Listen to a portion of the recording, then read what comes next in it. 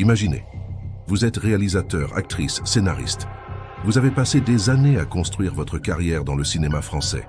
Un matin, vous signez une pétition pour défendre votre liberté créative. Et le lendemain, le premier financeur du cinéma français vous appelle. Il vous annonce « Vous n'existez plus pour nous ». C'est exactement ce qui vient de se passer. 2000 professionnels sont sur liste noire. Et derrière tout ça, il y a un homme. Vincent Bolloré. Aujourd'hui, dans Décrypte News, on décrypte la guerre la plus importante du secteur. Qui contrôle ce que les Français voient, lisent et pensent? Qui est Bolloré? Et pourquoi le rachat d'UGC change tout pour vous? Pour comprendre, il faut saisir l'ampleur de ce que Bolloré contrôle déjà.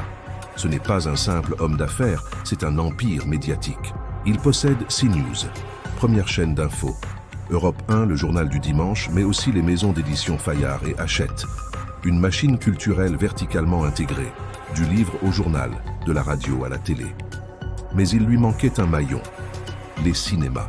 En octobre 2025, Canal+, dont il est l'actionnaire, a racheté 34% d'UGC, le troisième réseau de salles en France. Cela représente 48 cinémas et 521 écrans, dont le cinéma le plus fréquenté au monde. UGC Cinécité Les Halles à Paris. Et le deal prévoit une prise de contrôle totale à 100% dès 2028. Concrètement, si vous allez au cinéma, la salle sera choisie par Bolloré. Les films programmés, potentiellement filtrés. Les productions soutenues, sélectionnées selon une vision culturelle très précise. Ce n'est pas une théorie du complot, c'est la logique même de la concentration verticale. Canal+ est le premier financeur du cinéma, avec 170 millions d'euros prévus pour 2027. Quand ils disent « on ne travaille plus avec vous », c'est une menace économique directe.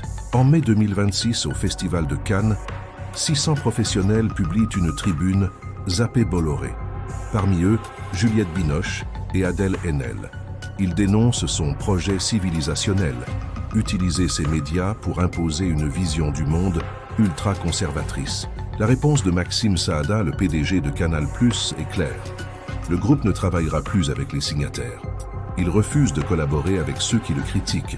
Sur le plan démocratique, c'est complexe, car Canal+ a des obligations légales. Sanctionner des opinions politiques touche à la liberté de création. Avec UGC, c'est la dernière pièce du puzzle, la salle, l'endroit où la société vit une expérience commune. Qui programme les films décide de quelles histoires existent dans l'espace public. Ce n'est pas un simple clash, c'est une bataille fondamentale.